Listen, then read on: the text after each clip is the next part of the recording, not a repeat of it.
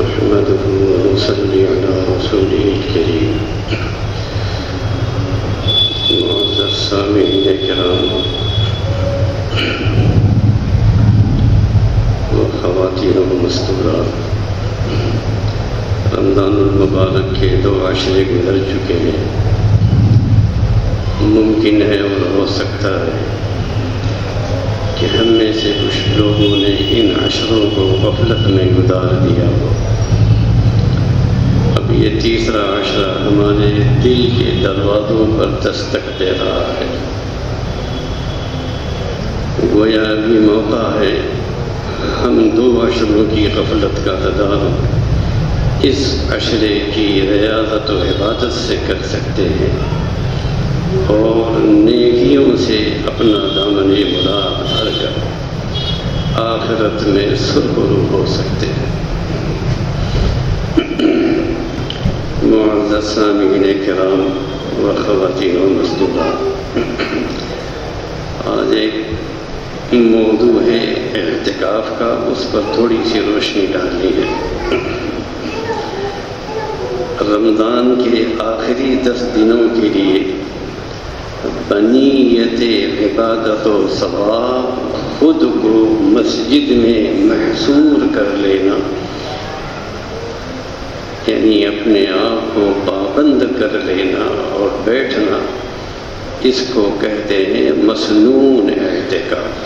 اعتکاف کی آپ کی معلومات شرعی کے لیے اتنا سا عرض ہے کہ اعتکاف کی 3 قسمیں ہیں: اعتکاف مسنون، اعتکاف واجب، اعتکاف مستحب، جس کو نفلی بھی کہتے ہیں.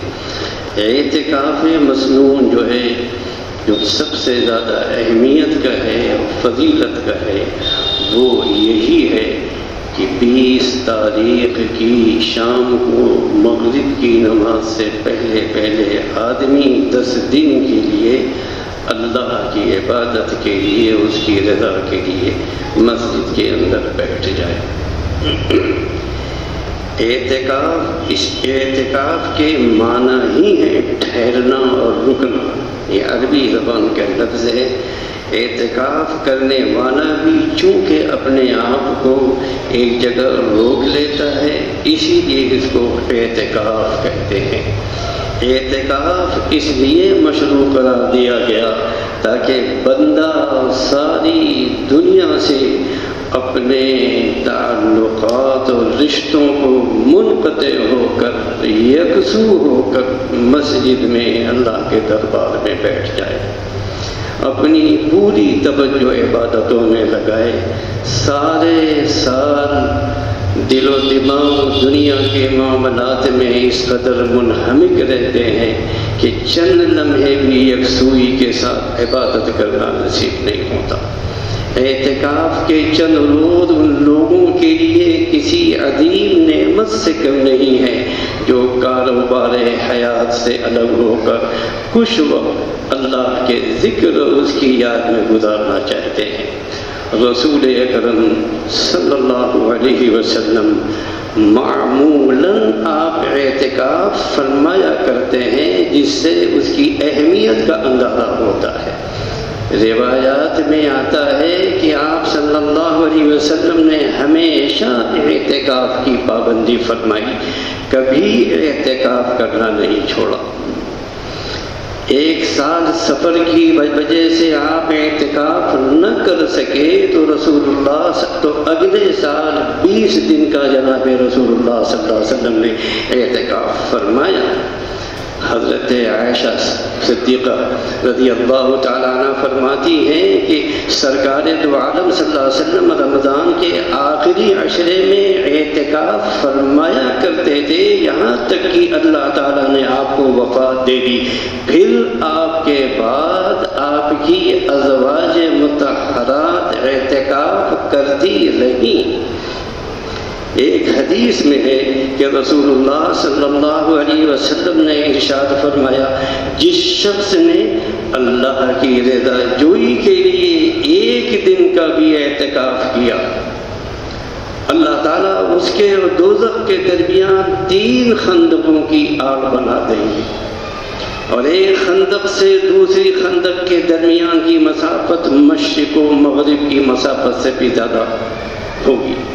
اعتکاف کرنے والے شخص کے متعلق رسول اللہ صلی اللہ علیہ وسلم ارشاد فرماتے ہیں کہ اعتکاف کرنے والا گناہوں سے بچا رہتا ہے، اس کے لیے بغیر کیے بھی وہ کچھ بھی نہ کرے، صرف مسجد میں اگر بیٹھ گیا تو اتنی ہی نیکیاں لکھی جاتی ہیں جتنی نیکیاں کرنے والے کے لیے لکھی جاتی ہیں۔ ایک حدیث میں ہے کہ جس شخص نے 10 رمضان کے 10 روزے کا اعتکاف کیا، اس کا یہ عمل 2 حج اور 2 عمروں کے برابر ہوگا۔ یہ حدیث صحیح ہے، رسول اکرم صلی اللہ علیہ وسلم کی زبان مبارک سے خوشخبری ہے۔ ایک روایت میں ہے کہ جس نے ایمان اور اخلاص کے ساتھ اعتکاف کیا، اس کے تمام گناہ معاف کر دیے جائیں گے۔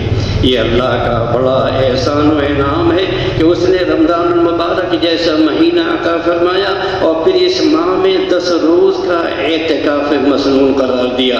اس کا اتنا بڑا اجر و ثواب رکھا کہ کم محنت اور کم وقت میں زیادہ سے زیادہ نیکیاں کمائی جا سکتی ہیں۔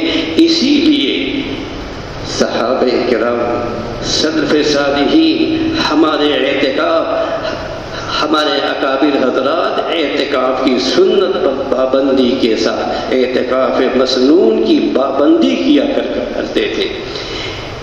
کچھ اعتکاف کے فوائد بتا گئے ہیں، 2-4 لفظوں میں وہ بتا دوں کہ اعتکاف کے بے شمار فوائد ہیں، جن میں سے کچھ یہاں بیان کیے جاتے ہیں کہ اعتکاف اللہ تعالیٰ کو راضی کرنے، اس سے محبت پیدا کرنے کا بہترین وسیلہ ہے۔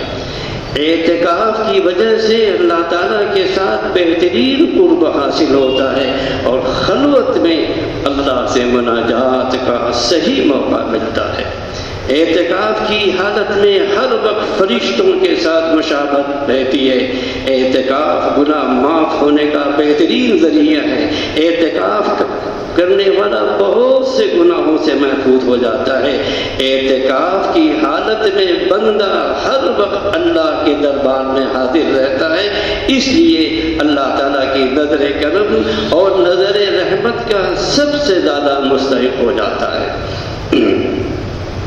اعتکاف کرنے والے کی مثال ایسی ہے کہ جیسے کوئی اللہ کے در پر آ کے پڑ گیا ہو اور کہہ رہا ہو کہ جب تک آپ میری مغفرت نہیں فرمائیں گے، آپ دوسری زبان میں کہہ لیجئے کہ میری جھولی آپ بھریں گے نہیں اور میرے دامن کو بھریں گے نہیں، میں آپ کے دربار سے جانے والا نہیں۔ اعتکاف شب قدر سے فائدہ اٹھانے کا بہترین ذریعہ ہے۔ اسی لیے مسنون اعتکاف جو کہ رمضان المبارک کے آخری عشرے میں کیا جاتا ہے، اعتکاف کی دوسری قسموں سے افضل ہے، کیونکہ یہ فضیلت اعتکاف کی دوسری قسموں میں ہونا مشکل ہے۔ یہ تو ہو گیا اعتکاف مسنون۔ خوش نصیب ہیں وہ لوگ جنہوں نے یہ ہمت کی اور اعتکاف مسنون کی نیت سے 10 دن کے لیے اپنے آپ کو اللہ تعالیٰ کے حوالے کر دیا۔ اعتکاف مسنون کے علاوہ جن لوگوں کی اس کی ہمت نہ ہو، ان کے پاس وقت نہ ہو، ہمت نہ کر پاتے ہوں، تو ان کے لیے بھی موقع ہے۔ ان کے لیے موقع یہ ہے کہ نفلی اعتکاف کے لیے یا مستحب اعتکاف کے لیے یہ شرائط نہیں ہے جو اعتکاف مسنون کے لیے۔ جب بھی ضرورت، بلا ضرورت مسجد سے باہر جب بھی، تو اعتکاف تھوڑی دیر کے لیے بھی ہو سکتا ہے۔ جب بھی انسان مسجد میں داخل ہو، اعتکاف کی نیت کر لی، 1 گھنٹے کی کر لی، 2 گھنٹے کی کر لی، 3 گھنٹے کی کر لی، اعتکاف کی نیت کر لی، تو انشاءاللہ تعالی اس کو اعتکاف کا اجر و ثواب ملے گا۔ بلکہ ایک حدیث میں تو یہ ہے اور نیت یہ کر لینی چاہیے کہ میں جب تک مسجد میں رہوں گا معتکف رہوں گا، اس ارادے سے داخل ہو کہ اس صورت میں اس کا مسجد میں جب تک قیام ہوگا وہ معتکف ہی رہے گا اور اس کو نفلی معتکف میں شمار ہوگا، اور اللہ تعالیٰ اس کو اجر و ثواب سے نوازیں گے، بشرطے کہ ہم اس کے لیے اس ثواب لینے کے لیے تیار تو ہوں۔ ہم تو مسجد میں داخل ہوتے ہیں تو یہاں بھی ہم کو باتوں سے فرصت ملتی ہی نہیں، جماعتیں بنا کر یہاں بات کر رہے ہیں وہاں بات کر رہے ہیں، حتیٰ کہ صف اولیٰ میں بھی بیٹھ کر کے باتوں کا سلسلہ جاری رہتا ہے۔ تو اعتکاف کی یہ بھی شکل ہے، بلکہ حضرت عبداللہ بن عباس رضی اللہ تعالیٰ عنہ فرماتے ہیں کہ رسول اللہ صلی اللہ علیہ وسلم نے ارشاد فرمایا، اور عبداللہ بن عباس بہت بڑی ہستی ہے، جناب رسول اللہ صلی اللہ علیہ وسلم کے قریبی عزیز بھی ہیں اور زبردست صحابی ہیں۔ آپ نے فرمایا کہ من اعتکف یوما ابتغاء وجہ اللہ تعالی جعل اللہ بینہ وبین النار ثلاث خنادق کل خندق ابعد مما بین الخافقین۔ فرمایا کہ جو شخص اللہ کی رضا کے لیے ایک دن کا بھی اعتکاف کرتا ہے تو اللہ تعالیٰ اس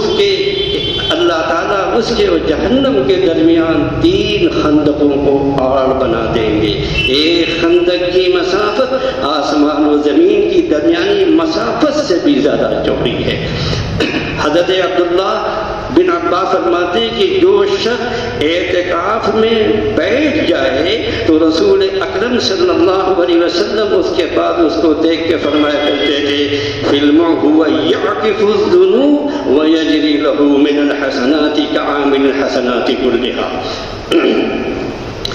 اور ہماری خواتین بھی اگر اعتکاف کرنا چاہیں تو وہ بھی اس ثواب سے محروم نہیں رہ سکتی ہیں۔ اس کی شکل یہ ہوگی کہ وہ اپنے گھر کے کسی کمرے کو جائے اعتکاف بنا سکتی ہیں۔ وہ کمرہ اس کے لیے، اس خاتون کے لیے، عورت کے لیے مسجد کا حکم رکھے گا، یعنی اس کا مطلب یہ اس کمرے سے پھر بلا ضرورت باہر آنا یہ اعتکاف کی خرابی کا سبب ہوگا۔ ہاں انسانی ضرورت ہے اس کے لیے وہ آ سکتی ہیں اور جا سکتی ہیں۔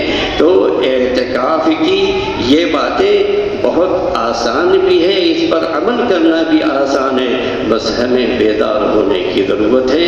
اللہ تعالی ہمارے اعتکاف کو قبول فرما دے، اور خوش نصیب ہیں وہ لوگ جن کو اللہ نے توفیق دی اور وہ اللہ کے بارگاہ میں حاضر ہوئے۔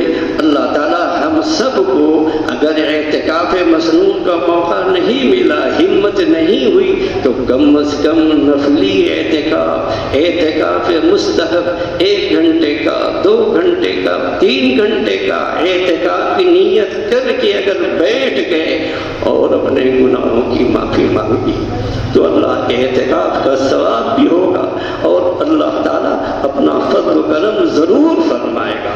ہم سب کو کرنا چاہیے، یہ ایسی سنت ہے جو یہ مٹتی جا رہی ہے، اور رسول اللہ صلی اللہ علیہ وسلم کی اہم ترین سنتوں میں سے ایک سنت ہے کہ آپ نے مرتے دم تک جب دنیا سے تشریف لے گئے ہمیشہ اعتکاف کیا ہے۔